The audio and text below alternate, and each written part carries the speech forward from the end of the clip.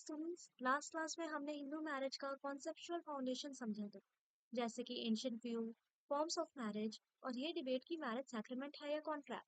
अगर आप लोगों ने इंट्रोडक्शन वाला पार्ट नहीं देखा है तो प्लीज आप पहले उसे देख कर आइए, तभी आज का डिस्कशन आपको समझ आएगा, क्योंकि आज हम उसे ही आगे बढ़ाते हुए ये देखेंगे कि मॉडर्न लॉ ने इस कॉन्सेप्ट को कैसे कोडिफाई किया है थ्रू हिंदू मैरिज एक्ट 1955। मतलब जो पहले कस्टम्स और ट्रेडिशंस थे उन्हें अब लॉ ने प्रॉपर स्ट्रक्चर दे दिया है। जैसे मैंने लास्ट क्लास में बताया था आपको, पहले Hindu marriage mostly custom based और रिलीजियस थी, लेकिन हिंदू मैरिज एक्ट 1955 ने इसको कोडिफाई किया है। इसलिए आज का फोकस होगा सेक्शन 1 to 4, जो इस एक्ट का फाउंडेशन है। जब कोई भी लॉ आता है सबसे पहले ये क्लियर होना चाहिए कि वो कहाँ अप्लाई होगा। सेक्शन 1 हमें बताता है इस एक्ट का नाम क्या है और ये इंडिया के किस एरिया में अप्लाई होता है। तो ये पूरे इंडिया में अप्लाई होता है इंक्लूडिंग जम्मू एंड कश्मीर। पहले जम्मू कश्मीर एक्सक्लूडेड था, पर आफ्टर कॉन्स्टिट्यूशनल अमेंडमेंट अब जम्मू कश्मीर भी इंक्लूडेड है। जैसे एंशियंट टाइम में अलग अलग रीजन्स में अलग अलग कस्टम्स थे। सेक्शन 1 इंश्योर करता है कि अब H Hindu marriage act uniformly apply हो पूरे इंडिया में। जैसे कि अगर दो लोग हिंदू हैं और इंडिया में शादी करते हैं तो हिंदू मैरिज एक्ट अप्लाई होगा, और अगर हिंदू और मुस्लिम एक साथ मैरिज कर रहे हैं तब हिंदू मैरिज एक्ट अप्लाई नहीं होगा। और यही चीज कोर्ट ने यमुना बाई अनंत राव अधब वर्सेस अनंत राव शिवम राम अधब में कहा था कि मैरिज वैलिडिटी डिपेंड करती है कि पार्टीज हिंदू लॉ के अंदर आती है या नहीं, तभी एक्ट अप्लाई होगा। अब आप लोग ये बताइए कि अगर एक हिंदू लड़की एक मुस्लिम लड़के से शादी करे तो क्या हिंदू मैरिज एक्ट अप्लाई होगा? लास्ट क्लास में हमने डिस्कस किया था कि हिंदू लॉ का स्कोप काफी ब्रॉड है। अब सेक्शन 2 उसी चीज को लीगली डिफाइन करता है कि हु इज हिंदू। तो ये एक्ट 3 तरह से लोगों पर अप्लाई होता है। बाय रिलीजन, जिसमें हिंदू, आर्य समाज, ब्राह्मण एक्सेट्रा आते हैं। बाय इंक्लूजन, जिसमें बुद्धिस्ट, जैन और सिख आते हैं, क्योंकि इनको भी हिंदू मैरिज एक्ट ने हिंदू माना है, क्योंकि हिस्टोरिकली ये सब हिंदू लॉ से ही डराइव हुए हैं। और अगर वो पर्सन इंडिया में रहता है और वो मुस्लिम, क्रिश्चियन, पारसी या जू नहीं है। और अकॉर्डिंग टू सेक्शन 2 क्लॉज 3, एक पर्सन हिंदू है तभी जब वो बाय बर्थ हिंदू है, और अगर वो कन्वर्ट हुआ है हिंदुइज्म में। इसी बात को कोर्ट ने पेरुमल नाडार वर्सेस पोनू स्वामी में कहा था कि कन्वर्जन तभी वैलिड है अगर वो जेन्युइन हो और सोसाइटी उसे एक्सेप्ट करे। फॉर एग्जाम्पल, अगर एक क्रिश्चियन लड़का हिंदू रिलीजन अडॉप्ट करता है और रिचुअल्स फॉलो करता है तभी हिंदू मैरिज एक्ट अप्लाई होगा। अगर वो हिंदू रिचुअल्स फॉलो नहीं करता है तब उस पर नहीं होगा। अब आते हैं सेक्शन 2 क्लॉज 2 पर, जो बात करती है एक्सक्लूजन्स के।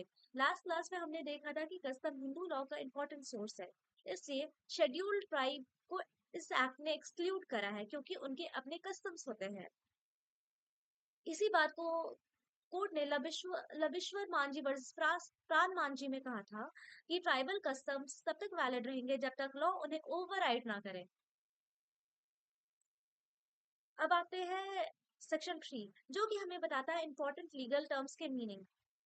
सेक्शन 3 एक टेक्निकल सेक्शन है जो की टर्म्स डिफाइन करता है, जैसे कि custom and usage, full blood, half blood and uterine blood, sapinda relationship, degrees of prohibited relationship.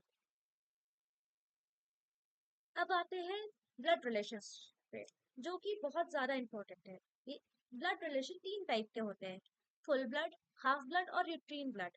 Full blood वो होता है जिसमें सेम फादर और सेम मदर होते हैं। हाफ ब्लड उसे कहते हैं जिसमें same father but different mothers होती हैं। और यूट्रीन ब्लड उसे कहते हैं जिसमें सेम मदर होती है पर फादर्स डिफरेंट होते हैं।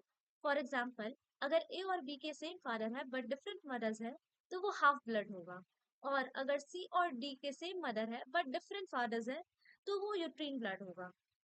अब यूट्रीन ब्लड को और अच्छे से समझते हैं, जो कि सेक्शन 3 क्लॉज B में दिया हुआ है।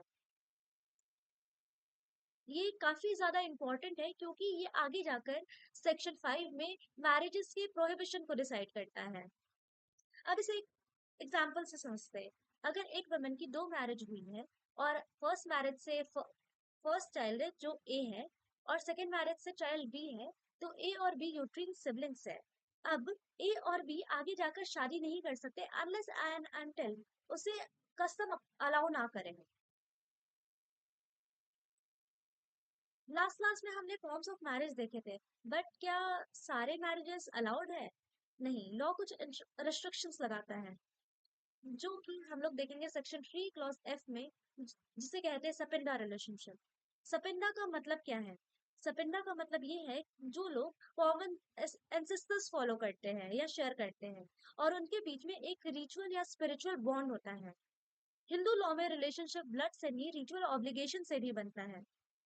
अब देखते हैं लॉ क्या कहता है। Section 3 clause F of Hindu marriage act हमें ये बताता है blood relation with certain generations, मतलब फादर साइड से 5 जनरेशंस और मदर साइड से 3 जनरेशंस, इंक्लूडिंग लीनियल एसिडेंट्स। और काउंटिंग खुद से स्टार्ट होती है, मतलब कि आप पहले जनरेशन होंगे। उसके बाद अगर आप मदर साइड से देखो तो आपकी मम्मी दूसरी जनरेशन होगी और आपकी नानी तीसरी जनरेशन।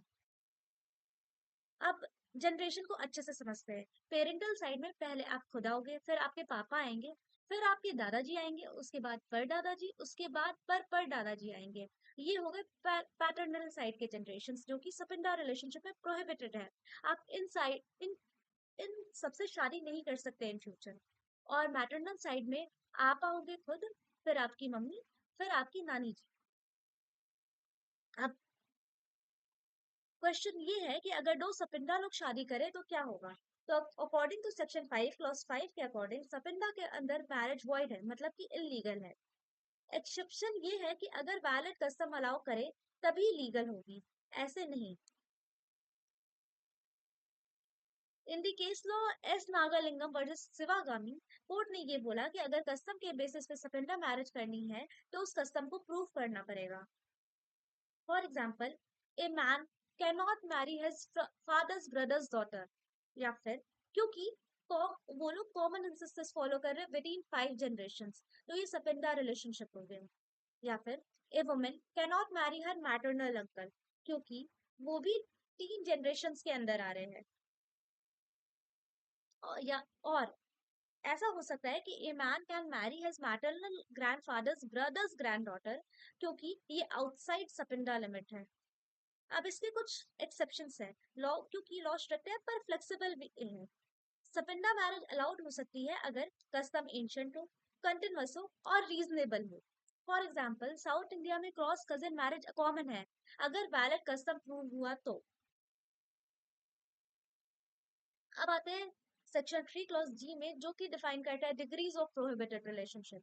लॉ कुछ रिलेशनशिप में मैरिज कंप्लीटली बैन करता है, जैसे कि लीनियल डिसेंडेंट और ascendant, siblings, uncle niece, aunt nephew, और सर्टेन एफिनल रिलेशन जैसे कि parent child relation.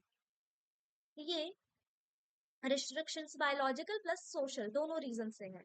For example, north India में कजन मैरिज जनरली प्रोहिबिटेड है, पर साउथ इंडिया में कुछ जगह अलाउड है कस्टम्स के बेसिस पर। अब आते हैं section 4, overriding effect of the act. Last class में हमने देखा था कि कस्टम एक सोर्स है हिंदू लॉ का, बट सेक्शन 4 एक गेम चेंजर है। ये बोलता है कि अगर कस्टम एक्ट के अगेंस्ट है तो वो वॉइड है, मतलब वैलिड नहीं रहेगा। सेक्शन 4 क्लॉज ए हमें ये बताता है कस्टम खत्म हो जाएंगे अगर वो एक्ट के अगेंस्ट है। और सेक्शन 4 क्लॉज बी ये बोलता है कि पुराने लॉज भी ओवरराइड हो जाएंगे, क्योंकि कोडिफाइड लॉ हमेशा से सुप्रीम है कस्टम के। और इसी बात को इन the case law Bhaurao Shankar was a state of Maharashtra में कोर्ट ने कहा था कि प्रॉपर सेरेमनी के बिना मैरिज वैलिड नहीं होगी। और गोपाल लाल वर्सेस स्टेट ऑफ राजस्थान में बोला गया था कस्टम तभी वैलिड है जब लॉ उसे रिकॉग्नाइज करे। फॉर एग्जाम्पल, अगर कोई बोलता है कि हमारे कस्टम में बिना मैरिज शादी होती है, तो कोर्ट क्या करेगा? तब कोर्ट ये चेक करेगा क्या वो लीगली रिकॉग्नाइज कस्टम है। अगर वो रिकॉग्नाइज कस्टम है तभी मैरिज अलाउड होगी, और अगर नहीं है तो मैरिज अलाउड नहीं होगी। अब इस लेक्चर का एसेंस क्या है? सेक्शन 1 to 4 मिलकर डिफाइन करता है कि हिंदू कौन है, मैरिज का लीगल स्कोप सेट करते हैं, और ये इंश्योर करता है कि लॉ कस्टम से ऊपर है या नहीं। अब आप लोग एक सिंपल सा क्वेश्चन का आंसर दीजिए, अगर लॉ ही डिफाइन ना करे कि कौन हिंदू है तो हिंदू मैरिज एक्ट अप्लाई कैसे होगा? आप लोग इसका आंसर कमेंट बॉक्स में दीजिए। और अगर आपको ये लेक्चर पसंद आया हो तो please like share and subscribe. Thank you.